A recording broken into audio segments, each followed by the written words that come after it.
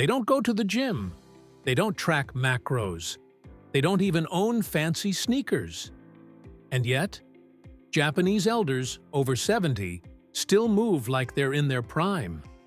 Their backs are straight. Their steps are steady. They bend down to tie their shoes without even thinking about it. Meanwhile, most people over 50 start avoiding the floor. They sit down slower. They stop reaching overhead. They hold the rail on stairs, not because they want to, but because their body demands it. And here's the real kicker. It doesn't have to be this way. The reason these Japanese elders age so well has nothing to do with genes or luck. It's not about having the perfect diet or doing yoga in a temple. It's the way they move, daily, mindfully, intentionally. They've spent decades repeating movements that keep their joints open, their muscles awake, and their balance sharp. And these aren't complicated moves. In fact, they're so simple that most people underestimate them until they try. That's where the rest of the world messes up. We chase complex routines. We think sweating equals progress. We believe getting older means getting weaker. But the truth is, your body can stay strong, mobile, and pain-free long after 50, if you know how to take care of it.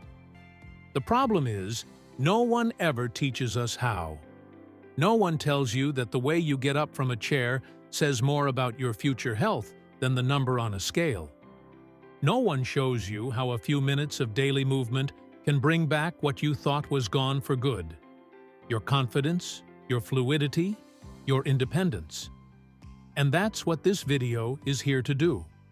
These 6 essential movements, pulled from the quiet wisdom of Japanese daily life, are a lifeline for anyone who wants to age well. You don't need equipment. You don't need experience. You just need your body, a little time, and the willingness to move with intention. If you start today, it could change how you move tomorrow. And a year from now, you might just forget what stiffness even feels like. If this is already hitting close to home, hit that subscribe button, because what's coming next might just change the way you train forever. Movement, overview, and body mechanics. Your body is a map of patterns. Everything you do, standing up, walking, reaching behind you, stepping sideways, it's all built on a foundation of basic movement mechanics. And the older we get, the more those patterns either serve us or betray us. The problem isn't aging, it's forgetting how to move the way we were meant to. When you're younger, your body adapts. You sit for hours and it bounces back. You twist, bend, slump, and somehow nothing hurts. But after 50, those same habits start leaving marks. Stiff hips, tight shoulders, wobbly balance, aches that show up without warning. That's why this isn't just about doing exercises. It's about teaching your body to move smarter again, the way it used to, before tension took over and movement got lazy. Japanese elders don't move more. They move better, with awareness, with structure, with gentle repetition that reminds the body of its natural rhythm. Every movement they do serves a purpose. It opens up joints that get locked by sitting. It activates muscles that have gone quiet.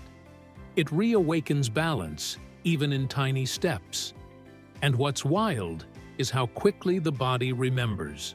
Within days of consistent practice, you start noticing small wins, standing taller without even thinking, reaching for something without the usual hesitation, feeling lighter on your feet. This is the part nobody talks about. Because most fitness content is built for the young, the flexible, the already fit. But your body at 50 plus doesn't need punishment.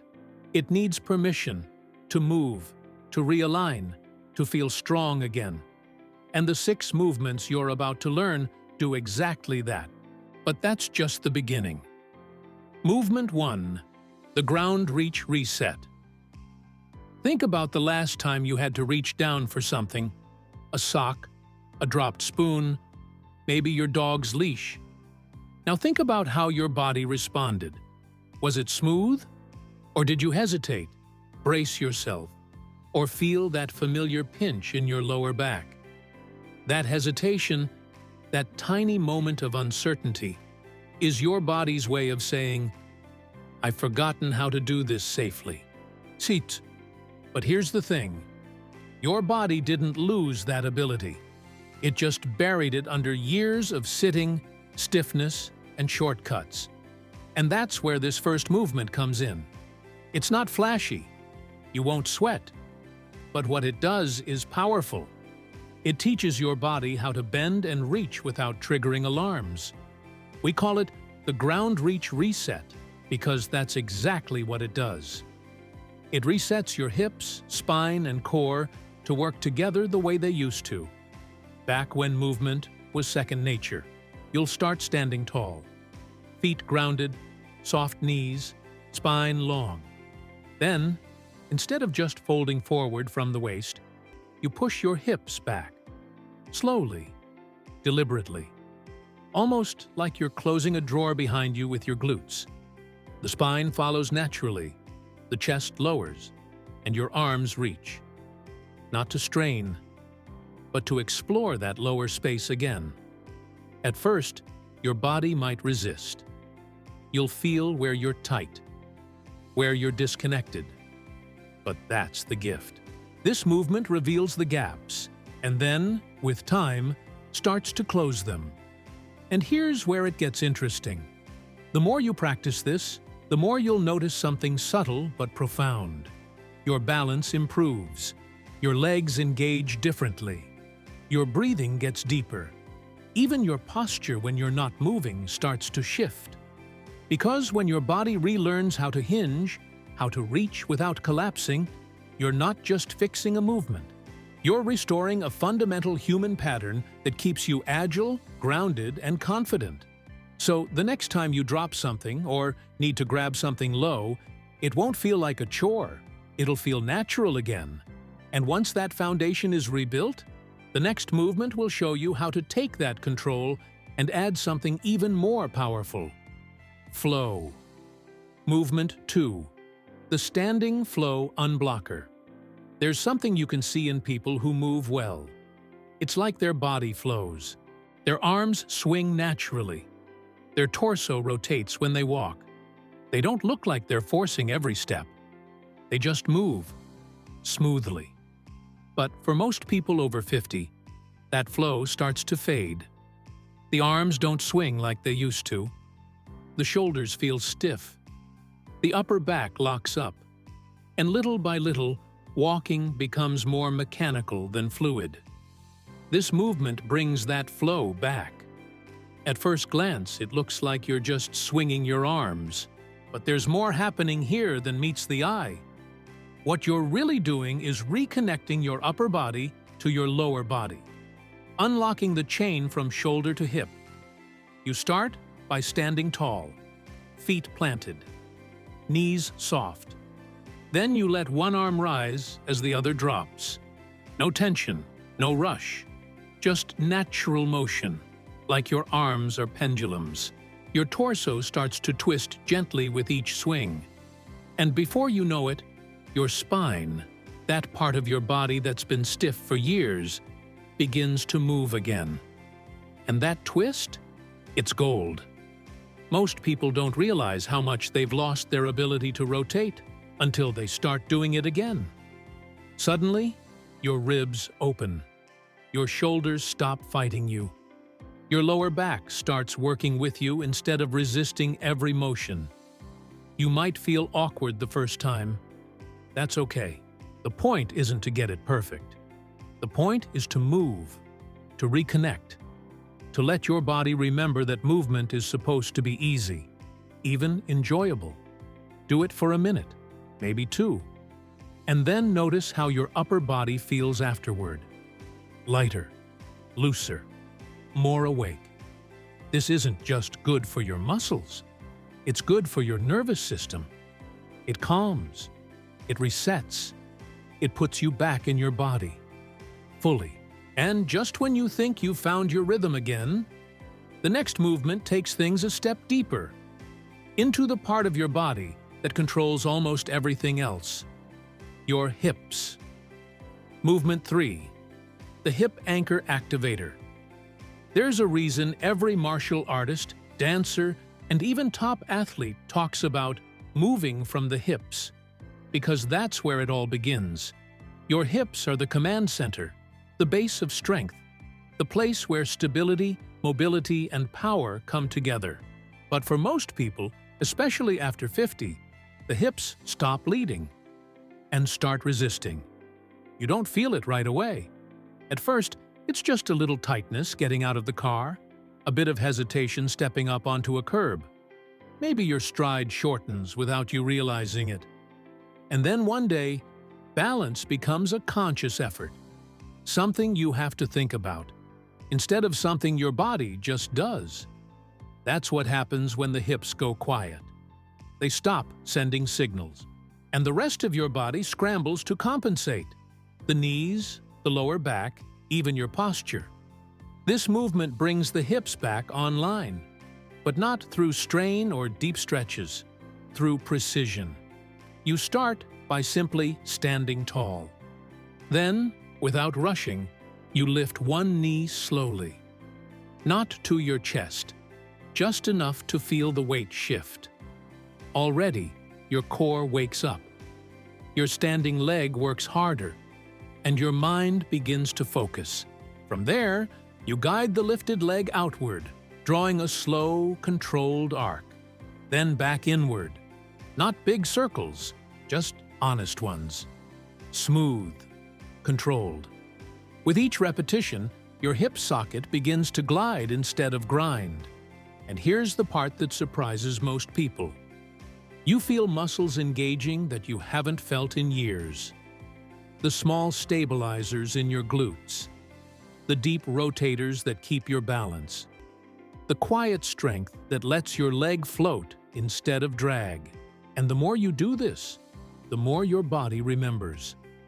Suddenly, getting in and out of a car doesn't feel clunky. Stepping sideways feels natural again. Even walking feels smoother, like your legs are working with your hips, not against them. Use a chair or wall if you need it. There's no ego here. This isn't about high kicks or perfect posture.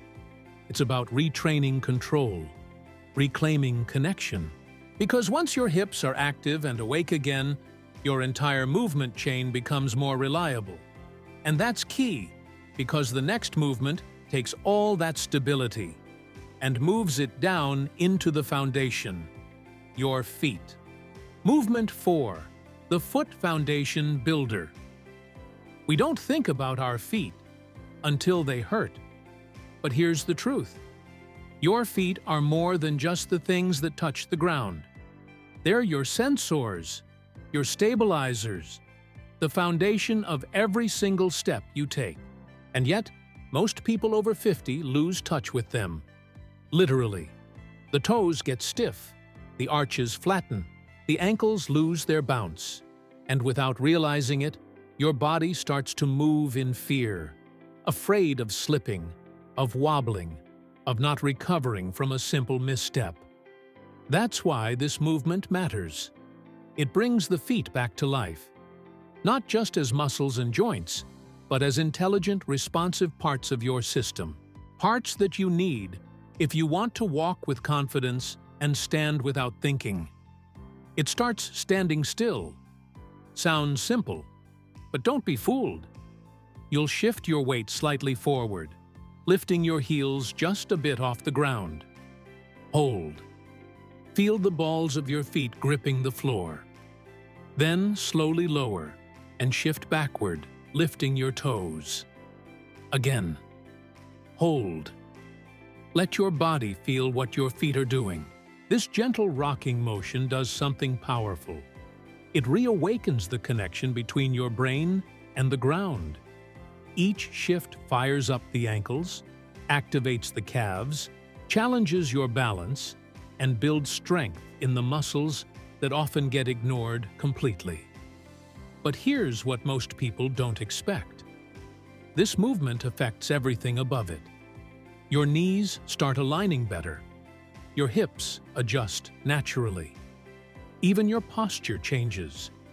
Because when your feet are alive, your whole body listens. At first, you might feel wobbly. That's okay. That's your nervous system waking up. The more you do this, the faster that response sharpens. And soon, that fear of instability, it starts to fade. You stand taller, walk stronger, feel more grounded, in every sense of the word. And just when your base is feeling rock solid, it's time to rebuild the strength that lets you rise with power. That's exactly what the next movement will unlock. Movement 5, the Rise and Restore Squat. There's a hidden test in everyday life that most people fail without even knowing. It's not how much you can lift. It's not how fast you can walk. It's this: can you sit down and stand back up? Smoothly, confidently, without using your hands? That simple movement says more about your health span than any number on a scale. It's how we rise off the couch, get off the toilet, stand from the bed. And yet, it's one of the first things to go when the body loses strength, mobility, and trust in itself.